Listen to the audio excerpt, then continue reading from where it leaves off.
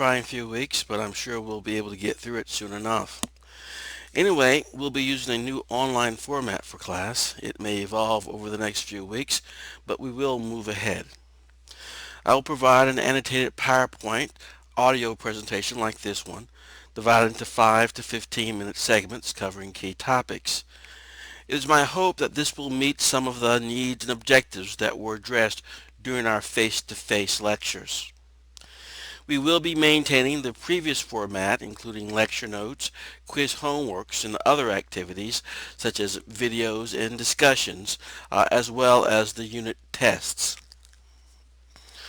Today we'll be looking at Unit 4 Intro, reviewing Chapter 10, looking at key topics and objectives, as well as looking at the true-false topic introductions, and then a brief chapter overview, and then we'll begin the lecture.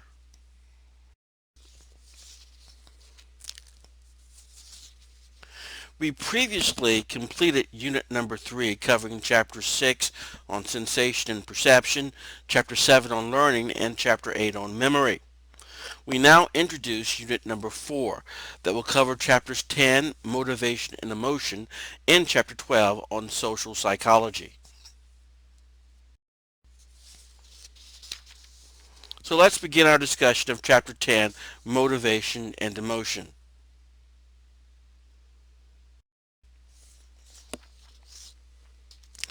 As we've done with most of the chapters of this term, we will begin with some true-false statements as an introduction to the chapter. As we go through lecture, reading, and other activities, we'll gain better insight into why these statements may be true or false. Let's start. 1.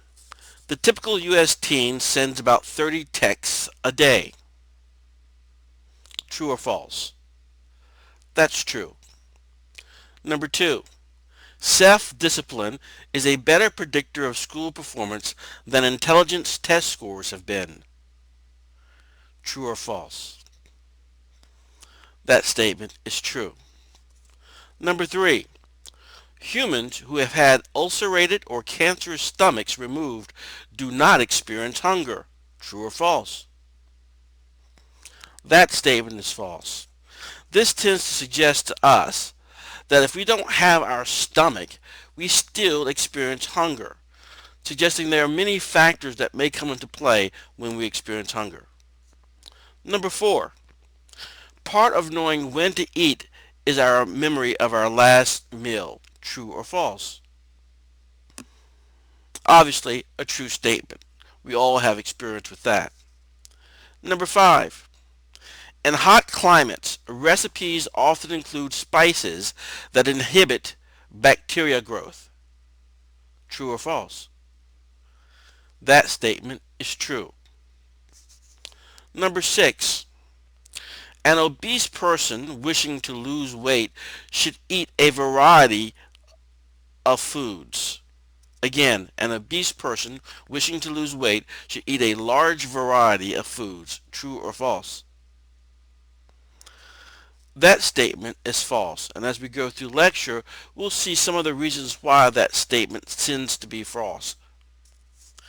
Number 7. Some emotional responses involve no conscious thinking. True or false? That's a true statement. Number 8. The polygraph has proved to be extremely effective in detecting lies. True or false?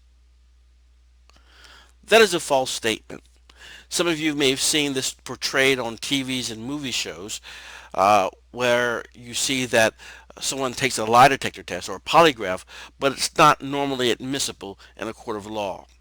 We'll see there are various ways that this can be defeated. Number 9. Introverts are superior to extroverts at reading others' emotions. True or false? That is a true statement. Number 10. Facial expressions associated with emotions, such as happiness and fear, are the same the world over. True or false? That statement is also true.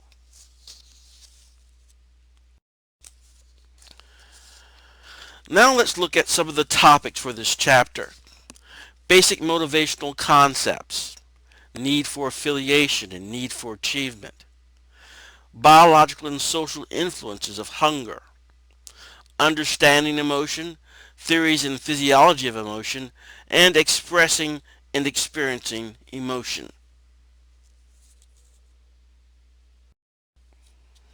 So let's start with the first few items here. Basic motivational concepts are instinct theory, based on evolutionary theory, where we have genetically predisposed behaviors that we perform based on our genetics or our DNA. Drive reduction theory, responses to our inner pushes and pulls within the organism that drive our behavior.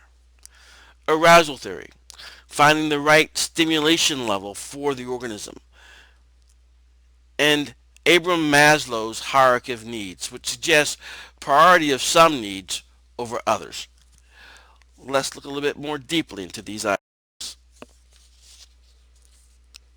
Instincts and evolutionary theory. Well, what are instincts? Well, they are complex behaviors throughout a species. They are unlearned, fixed patterns of behavior. We are born with them and we do not have to learn them. We sort of come pre-packaged with these types of behaviors. The assumption basically is based on evolutionary psychology, which basically means that we have evolved over time through such mechanisms as natural selection in order to optimize our survival chances. So when certain characteristics allow organisms to survive in greater numbers than those who do not possess those characteristics, natural selection is taking place. So these characteristics survive and may ultimately become instinctual to the organisms. So when we are born, based on characteristics that have been handed down generation after generation, we are born with certain instincts, which we've discussed in a previous chapter as well, development through the lifespan, looking at the instincts that newborns are coming to the world with that allow them to survive. Drive reduction theory. Drive reduction theory is physiological needs create an aroused, motivated state or an incentive. When these physiological needs increase, so does the psychological drive to reduce those needs based on something we refer to as homeostasis, or trying to achieve a certain balance within the organisms. So we have this organism's natural tendency to maintain a steady internal state. Thus, if we are deprived of water, or our thirst drives us to drink, to do behaviors that lead to us to be able to drink and restore the body's normal state. The drive motivates our behavior to meet a need to achieve a balance. And as we can see, drive reduction can either push us or pull us by things that we desire, these incentives. And this is how our behavior is in turn motivated.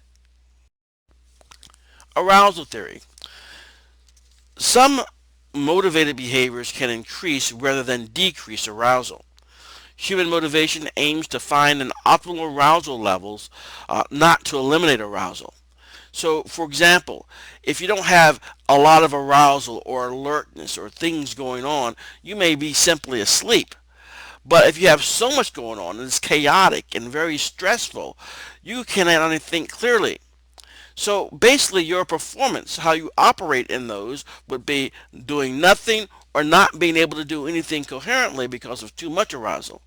So the Yerkes-Dodson law states that moderate arousal levels tend to lead to optimal performance. So people desiring different levels of arousal and are motivated to behave in ways that either increase or decrease those arousal levels. Let's stop there, and we'll start back up a little bit later.